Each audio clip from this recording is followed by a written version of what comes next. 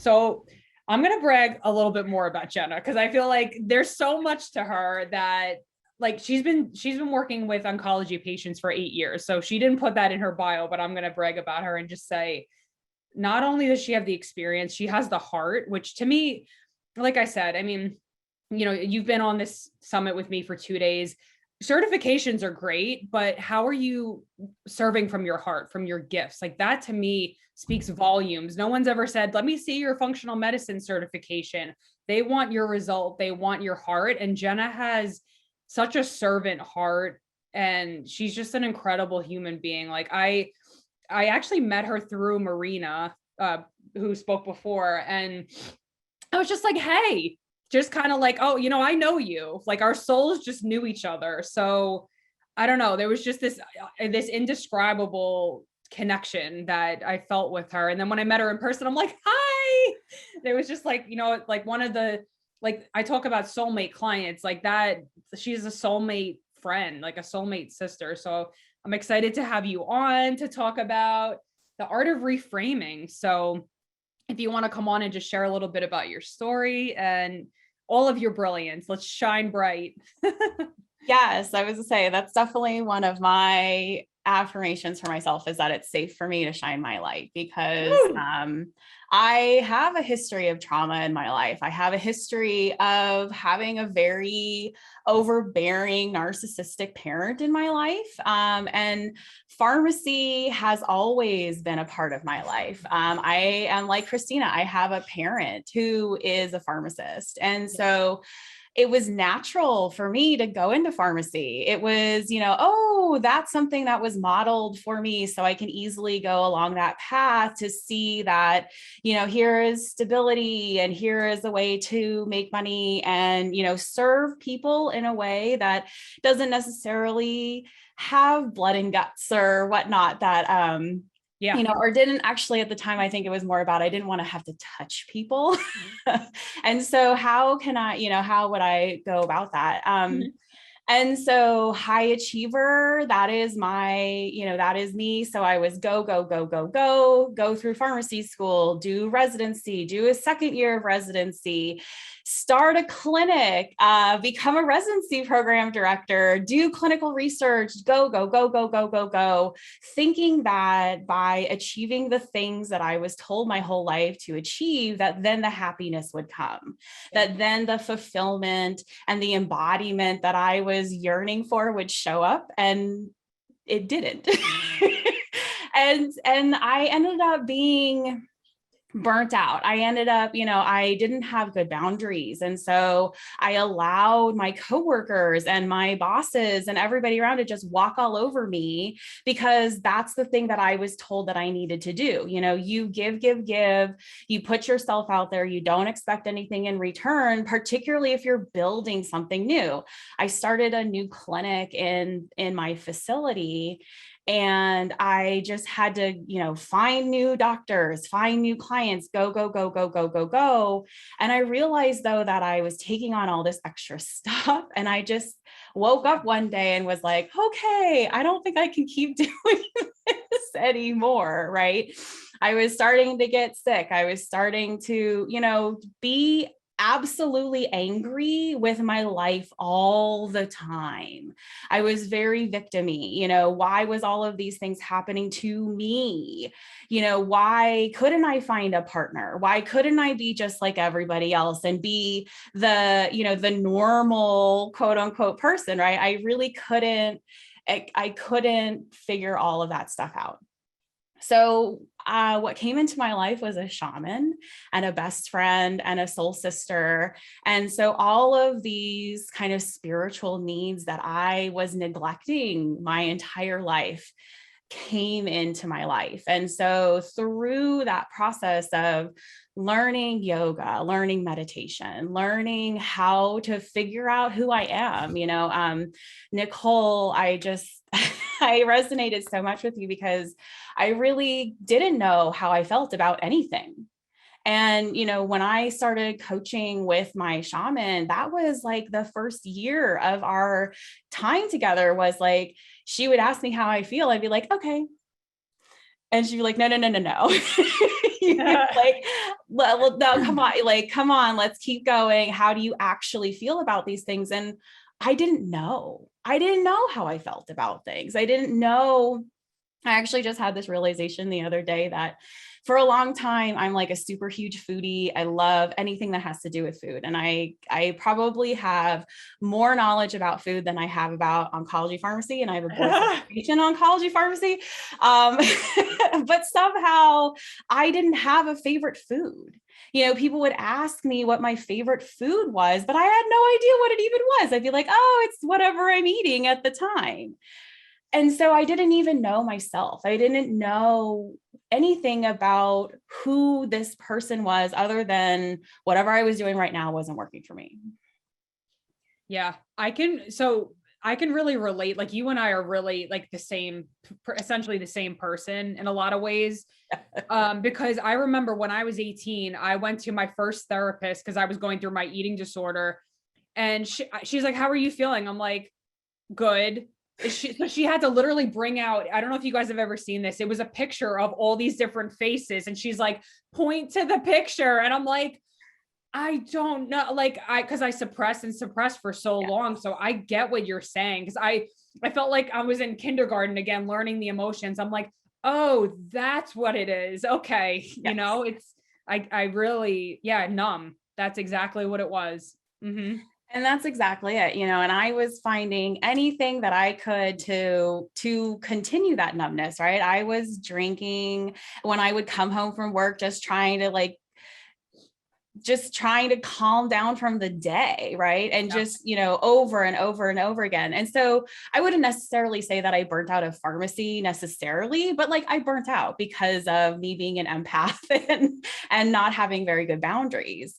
Yeah. And so when I realized though, how I had allowed myself to be treated at my job, it was easier for me to leave my job than it was to retrain everybody else who was working around me. And so that's when I kind of realized, okay, now I actually am getting back that sense of self, that sense of worthiness, this sense of all of my power, and really kind of this magical human that I am, like really learning the herbs that Marina talks about and helping heal myself through this process showed me that there's so many other ways, of course, that I can help my clients, my patients through this process. And so that's kind of where I've kind of landed. Now I take all of this knowledge that I have, because I'm one of these people that just like learns and learns and learns and learns, and somehow trying to find those connections for people. And so that's kind of what I am doing now, and helping people with those connections. How can we find that this disconnect from ourselves is that initial problem, and how can we reconnect to ourselves to find help with symptoms from cancer treatment or from anxiety or from life and all of those sorts of things too. That's definitely, I know we've talked about this in your coaching sessions. One of your gifts is definitely seeing the bigger picture and helping kind of like bridge people to customize solutions that like they might not even think about. Like one of the things you talked about was it oil pulling? Was that one of the things you were talking about? Yeah. So like, just like Katie was talking about before about like alternatives to that glucose test, you're helping patients with things that they might not even know about and really helping them advocate for themselves when they go to the doctor. Jenna also made this beautiful, it was, what was it? Calm during chemo. That whole, it was like, cause think about it, a patient is sitting there, getting chemo for however many hours. So she created this beautiful offering where it was taking them through like, meditation, visualizations, like journal exercises. And like, that's so valuable for somebody. That's somebody's quality of life. So I say that to say for all of you too, like, think about your client, your soulmate client, what challenges are they going through? How can you make their life easier, more enjoyable as they go through chemo or during their transition? A lot of you are taking people through transformation. What are those little things that you can have for them to increase their quality of life? Something like that is so invaluable. So I'm bragging about you again. Don't mind me. I appreciate that. And I guess there was a question about what is oil pulling. So oil pulling is an Ayurvedic method of taking sesame oil or coconut oil in your mouth and gently pushing it through your teeth. And you do that for up to 15 minutes. And you start off really slow, start off with a couple of minutes or so, because you're thinking about you're training now the muscles in your jaw and your mouth and your tongue to do things that it's not used to at all. But when you're using something like coconut oil is naturally antimicrobic and antibacterial. And so for my clients that have dry mouth or have thrush or have other kind of mouth issues, particularly when they're on chemo, oil pulling can be really helpful for that. And I had a client who had horrible thrush every time she would get chemo, and we started oil pulling, and it, like, the next round, it was half as bad, and those sorts of things. And so it's a really simple thing to do to add to your routine that is not a medication. It's kind of very out of the box thinking, but it's really, that's the thing that I think that's where we have this wonderful knowledge base as pharmacists, because we're really taught how to research as pharmacists. We know how to find the information that we're looking for. We know how to decide if that information is good quality or not. And then we can then tell that and explain that information to our clients and our patients.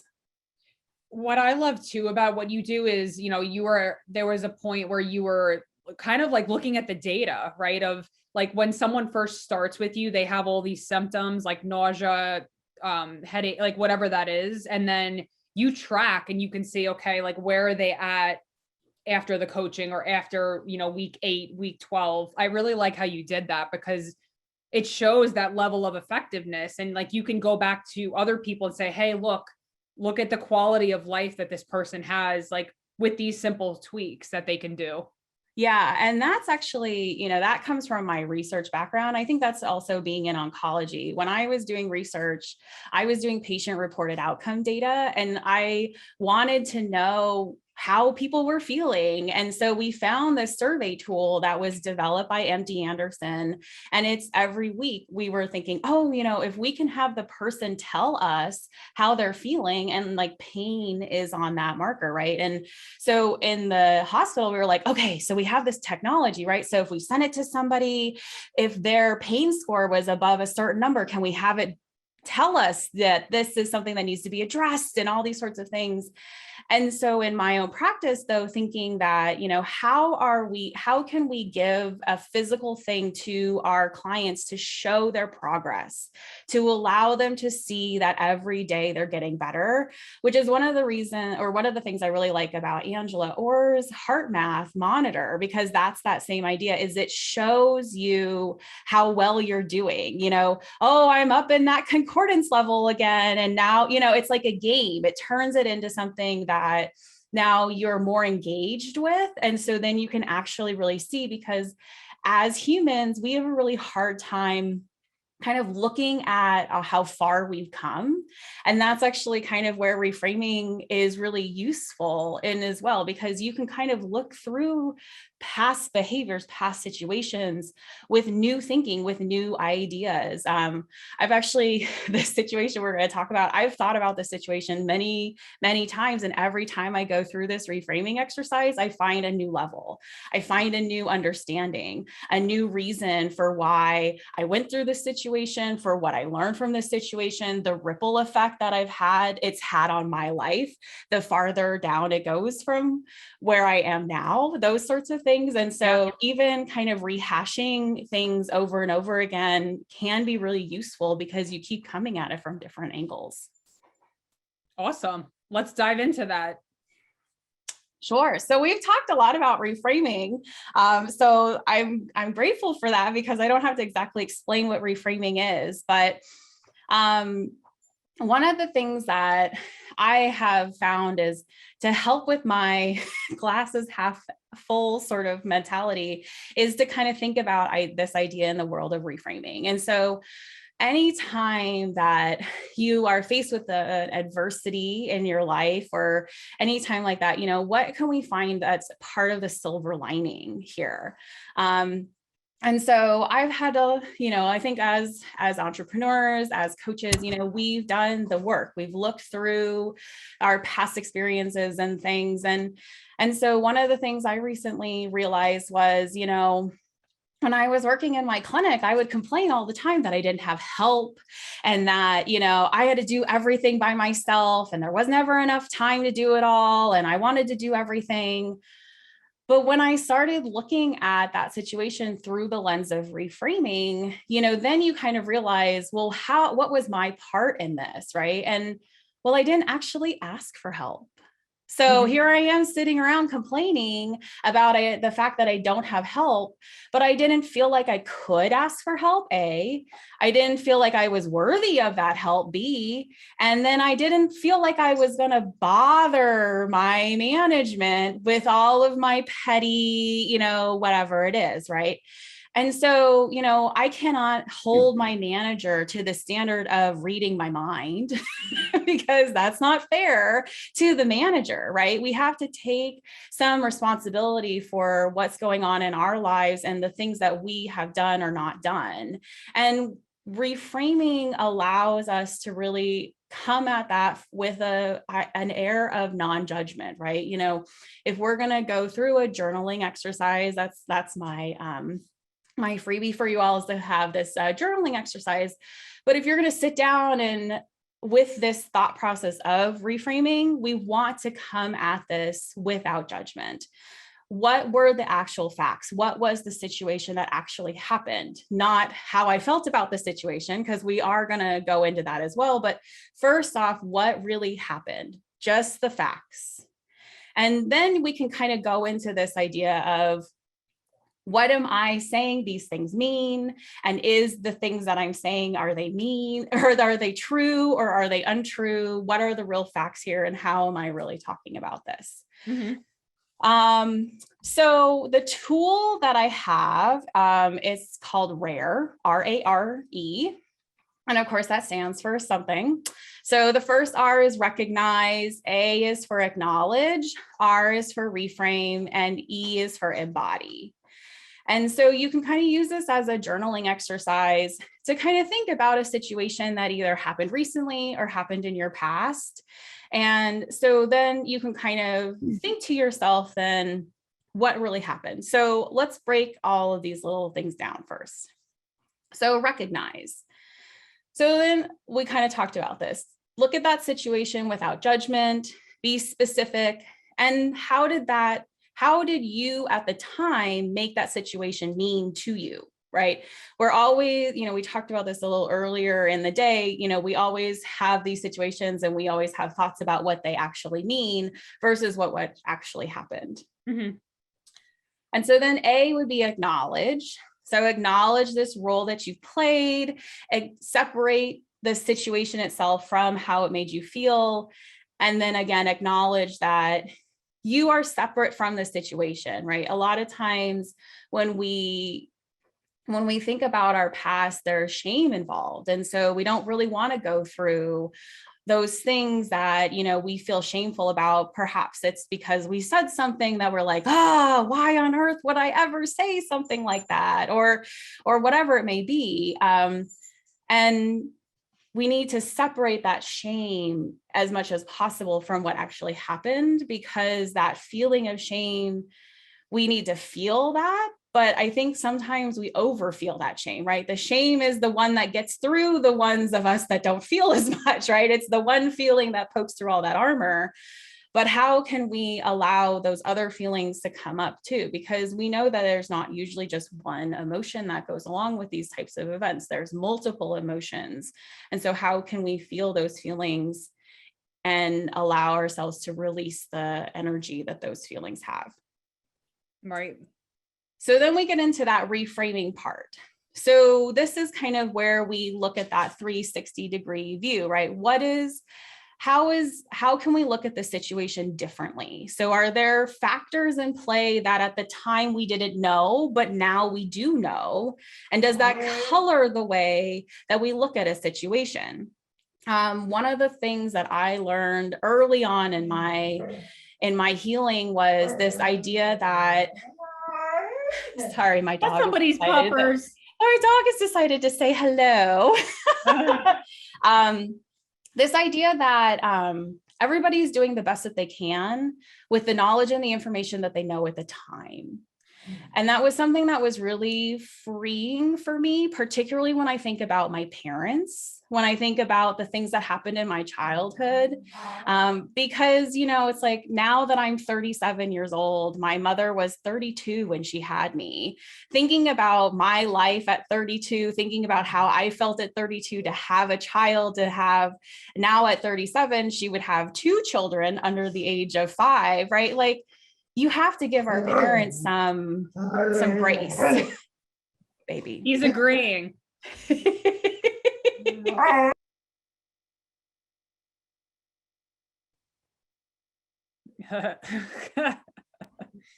My dog would be doing the same thing. She's at doggy daycare today. She should be. This is normally her sleeping time. So, So I have kind of an exercise that kind of goes through from a situation in my life that we could go through, just so that way we kind of get a better idea of how this goes. So when I was working in the clinic, I had a situation where I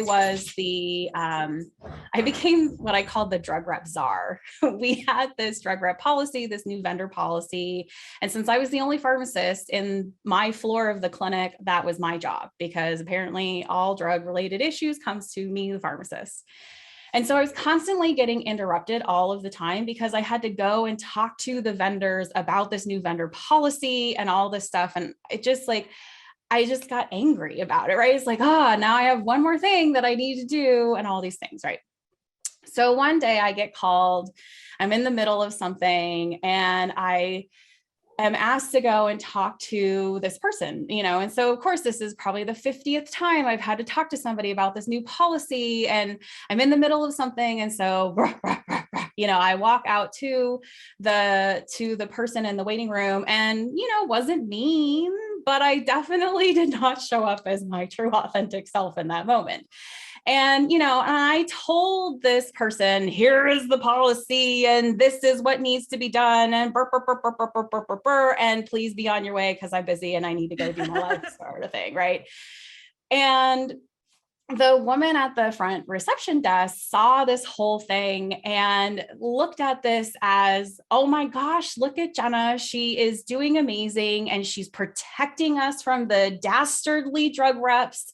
And she's this, little thing. And she just has a loud bark. And so I'm going to call her a Chihuahua because look how cute she is. She's just this little Chihuahua. And she's just, and every time after that, I saw this woman and she would call me a little Chihuahua, and she had such pride about it. And it made me so uncomfortable every single time.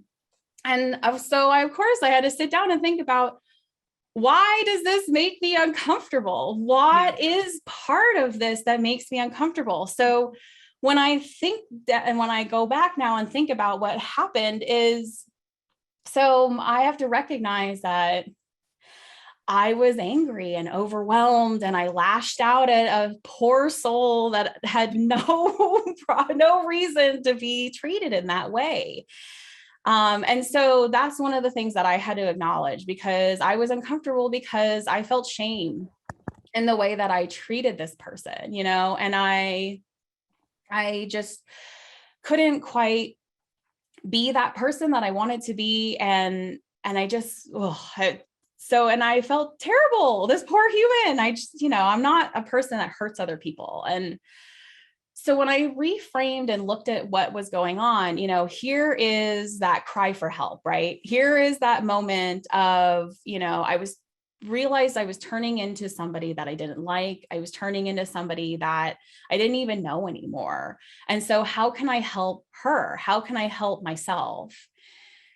And so that's when I really decided that I couldn't continue down that path where I was. I couldn't keep going along this particular moment, because it just wasn't. I could then finally see where that path was leading me, and that was not a good place. And so I actually made myself a promise, and this was part of the embodiment of this situation for me, was that I was never going to get to the point where I intentionally or unintentionally hurt somebody with my words because I was hurting. And that was something that I had to promise to myself, because that's not how I want to live my life. And for me to be in my own integrity with what I feel like I need to have in my life, then I needed to make sure that I was going to set myself up for success, which meant that I had to remove myself from that situation.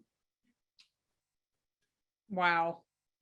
Yeah. And the thing that I love about, and I think, it takes somebody who is empowered to do this, is you didn't look at like, oh, you blamed her. You actually looked within, which is how we heal. Because to someone else, they'd be like, oh, haha, I'm a chihuahua, right? But there was something within you that got triggered, that had you go down this path to look at, recognize, acknowledge, reframe, embody, right? So that's an empowered perspective versus being like, just blaming right away, like, oh, or getting mad at her, so I really applaud you with that, because we do get triggered, and it's an invitation to look within, like, okay, what's happening right now? And that's how you get into, that's how you become empowered. Like you said before, you go from victim, you were saying that before, how it was always like, well, why is this happening? And da da da da da. This is a tool to get there, but you have to be willing to look at yourself like, well, why am I feeling this way? Or what story am I creating about this? Whatever it is. So I love that. Great And insight. I also think that, now that I'm in this world of entrepreneurship, I really embody this idea of live or learn, win or learn, and like, there's no such thing as failure, is that every opportunity comes along is an opportunity for learning. Because, like, I started down this entrepreneurial highway and started with one coach, went down one direction, spent a lot of money, put myself in debt, and realized that it wasn't really working for me. But and I could get mad about the fact that I'm in debt. I could get mad about all of these sorts of things, but I wouldn't be in this place talking to all of you if I didn't do that program. Absolutely. Live or learn. There's so many good hashtags from here. You are such a beautiful soul. The work you do is so powerful. Oh, I love it. You're getting so much love in the chat right now. I love that. So what would you, in just closing, what would you say? Like, do you have 2 or 3 things that you'd want to leave people with as our last speaker? Right. I know. I was like, oh, I'm closing up the end. So, I think that throughout this last 2 days, I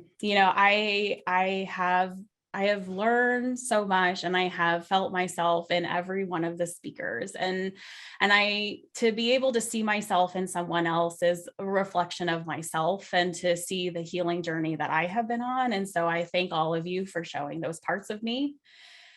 And I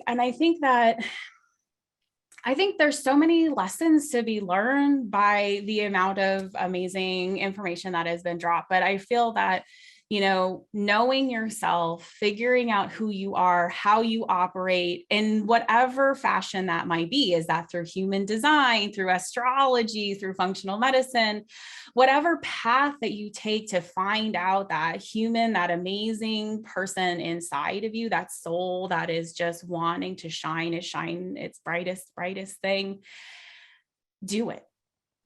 Because whatever, we all know that we're all different. And so however that journey is to find that path to yourself, that's the journey that you need to go on.